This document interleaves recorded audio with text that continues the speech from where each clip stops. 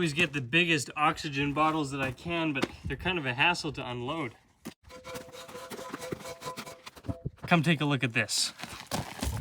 This is the new smoke box for the steam locomotive. So this is a piece of pipe that is exactly 42 inches in diameter, so it'll fit very nicely where the old smoke box did.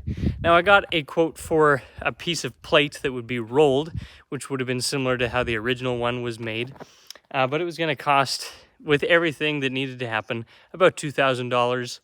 This piece of pipe, still expensive, it was $650 cut, and the original was 7/16 of an inch thick. This pipe is ½ an inch thick, so it gives me just a little bit extra for some structural stability. And so let's get this thing unloaded and start putting a new smoke box on.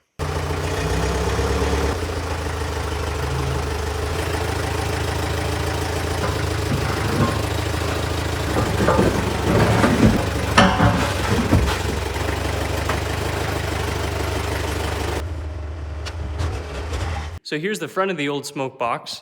And I'd like to keep these nice rivets here that are riveting on a 2-inch square piece of steel. And then that's where the studs come out of that hold the smoke box door frame on. So I'm gonna cut this right here because this isn't corroded too bad out here. And then we'll weld this to the new smoke box piece. And we're gonna have to do some work, obviously replacing some of the studs. Some of them are broken, some of them I've already started to blow out. And then we'll have to use a grinder to contour this surface nice and smooth so that it'll fit squarely on the new piece, and then we can weld it.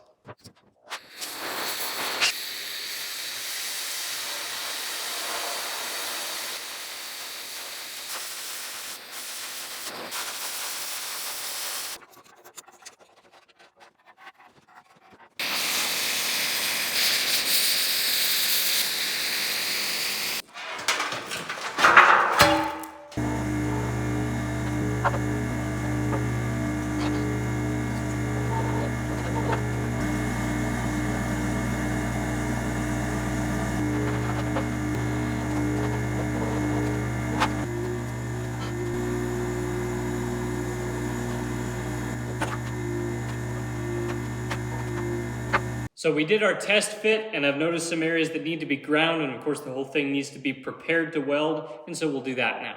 So instead of giving you some music to tide you over with these time-lapse scenes, I've decided to give you more of my own voice to listen to. First of all, if you, yes you, are interested in working on this steam locomotive, head to my website and go to the steam locomotive page. There you will find date availability and the list of jobs that need done, which mostly involves important grunt work such as cleaning and disassembling old piping. And if you are handy with a lathe or a welder, that can also be put to good use. There is a sign-up sheet on my website which you must complete if you're interested in coming, and in that case, I look forward to having you in the shop.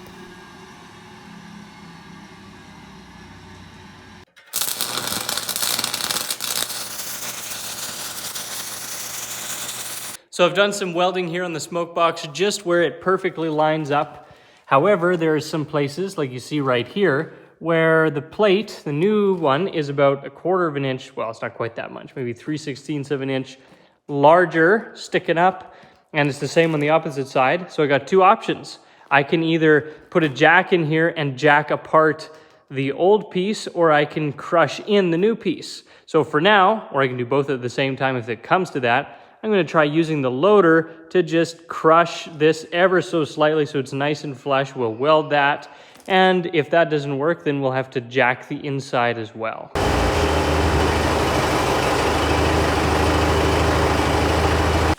Well, even with all the weight of the old W7 case loader on here, we're still just a touch too high. So I might go get a jack and jack up the front portion there and see if we can get it level. Oh, do you hear that? I hear it. You know what that sound is? That's the sound of this train rolling into Sketchy Town.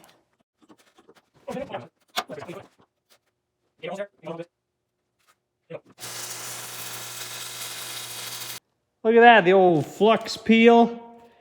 It's looking okay. I'm sure when that all gets ground, it'll and sandblasted and painted, you won't even be able to tell.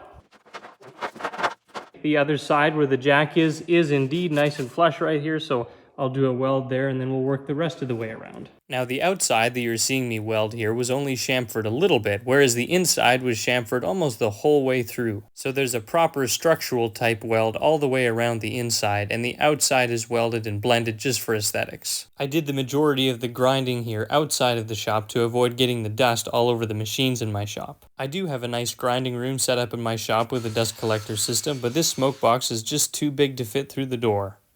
So what I'm attempting to do is chisel out or punch out the slag that is in all of these holes. I blew them all out with the oxy natural gas torch, but they have a lot of slag in them. You can see there, and if we get them cleaned out, then we can put some new bolts in.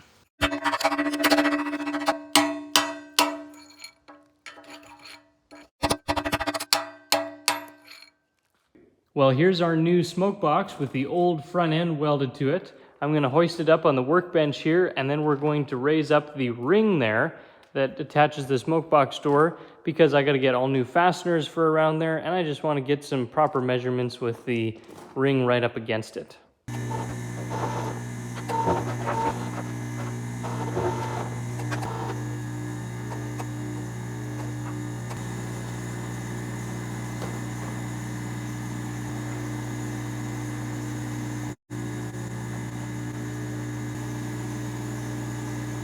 Well, with that, ladies and gentlemen, we just need to get some new bolts around the outside and we can attach the ring. However, this is kind of just a mock-up for my own excitement, because this all has to come apart again, of course, because we got to fit it up to there. And so I'm thinking to myself, how am I going to do that? Because I got to trace and cut it so the smoke box fits on the bottom side of the barrel, and it fits over top of the steam input and exhaust for our cylinders in the saddle there. It's got to drop and slide and fit all in there real nice. And the drawings that I have about the engine are fantastic, but they are ambiguous at this point. So we got to do this manually. On that note, I do have a full set of drawings for this Locomotive 3501 from the Pennsylvania Railway Museum. So I'm back working on the new section of the smoke box now, and unfortunately we had a couple areas like this here where you could see the joint a little bit too much for my liking. So I've gone ahead, like you see up here, and ground notches in. I'm going to re-weld and re-grind those areas.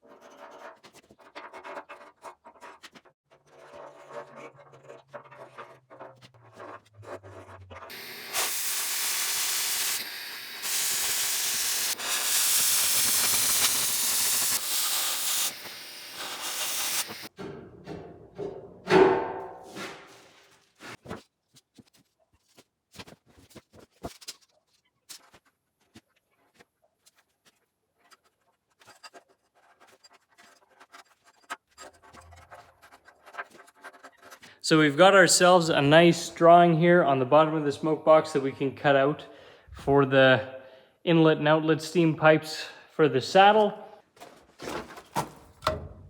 You know, I've been managing without a light in this corner of the shop for a long time. So my electrician friend put this in, and it's really awesome. Look, our eye bolts are right here. This is the biggest eye bolt that I have, so I figured I would use it. And I've been trying to get a nut to go on it. No matter what nut I use, it doesn't want to go on. I realize it says it's made in Canada, which would normally be a good thing, but that probably means it's metric. What an absolute waste. Stupid metric. Well, as they say, measure twice and cut once. And I'm gonna try and heed that little bit of wisdom before I cut into this expensive piece of pipe, as it has now become.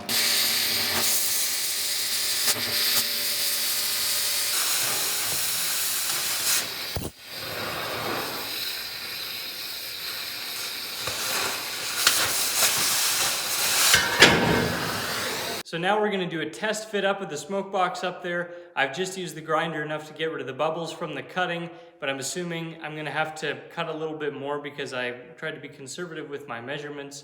And I'll have to chamfer all the edges so that I can weld it eventually. So we're just gonna do a test fit up and see what happens. We'll probably have to do this a few times.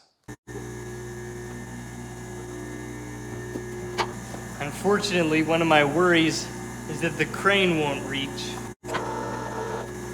And I do have the crane reinforced with an extra chain so that it's gonna be a little bit safer to handle this much weight out from it. I don't know what we'll do here.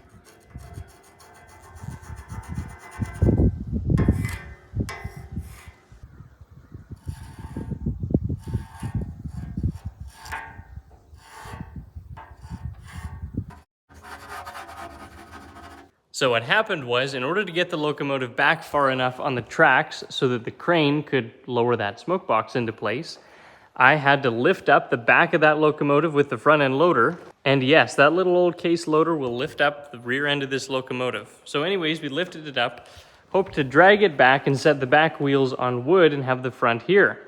However, due to a miscalculation, the back wheels got to about here. It lifted up the tracks, creating an angle, and graciously rolled onto the gravel. So then at that point, I used the loader and my 1-ton truck chained together, and we just yeeted it out of the shop. So of course it's been easy to try on that smoke box, but now of course we need to fix my dumb problem and get it back on rails. And I just priced out a crane just to see what it would be, and it's $3,200 for me to get a crane here to lift it, so that's not happening. So we're gonna clear out this set of rails and build a set of rails right from the front of the locomotive in here again. And then if we can get rails right beside the wheels here, all we need to do is lift up the front end and scoot some rails underneath the front wheels and then push the back wheels on and we'll be good. The one trouble is my loader won't lift the front end. It'll lift the back end, but not the front end. So my proposed plan is that I'm going to take a steam hammer anvil, which I have sitting in the backyard, and I'm going to put some boards here and I'm gonna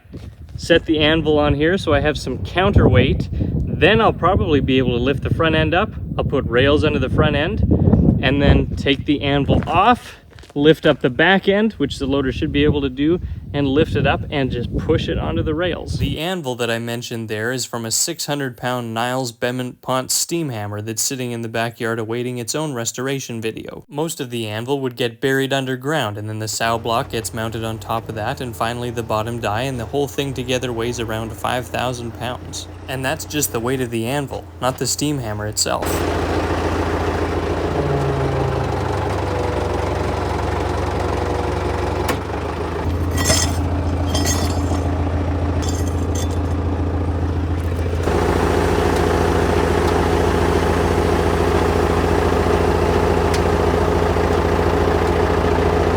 Success!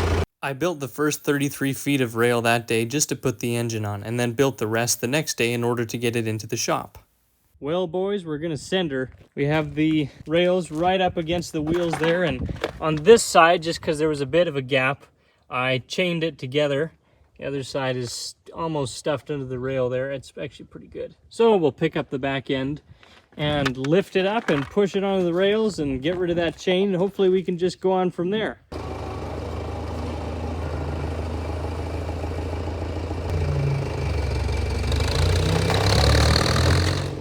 We re-railed it. Well, the front wheel anyways. I'm gonna get this chain off so it's not in the way, and we'll continue.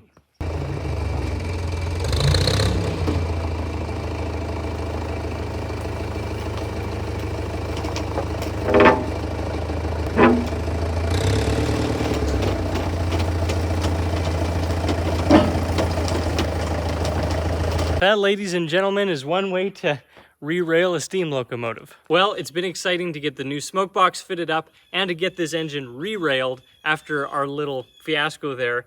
And so, in any case, this engine is coming up on some more expensive repairs that are starting. If you're interested in helping out, have a look at the t-shirts that I'm offering for sale. This is one of them. And there's a couple different designs. There's also a bunch with shop tools on them, like my steam hammer and various machine tools in the shop. These are all in a blueprint style on a navy blue shirt. I really like them. And then also, I am doing up a whole batch of steam whistle bottle openers. If you've never seen these before, these are super neat. They look like a real steam whistle. They have a little handle that jiggles, and they open bottles. Those are available on my website, and I hope you have a great day, and thank you for watching the video. Well, for those of you that are still here, let me show you some awesome sneak peeks. I found a bunch of parts for my locomotive on a farm buried in the bush, and there's a video about that for the channel members if you want to check that out. But in any case, I found the original builder's plates, which I thought were lost. We can confirm that the number is definitely 3501. And this next thing is even awesomer. And that is this right here. I have this humongous lathe on loan from a friend of mine, and we're gonna set this up a little bit better, and we're gonna turn the wheels on it. The tires for our steam locomotive on this lathe right here, but it is just barely big enough to turn the 36-inch wheels, or 38 inches with the flange.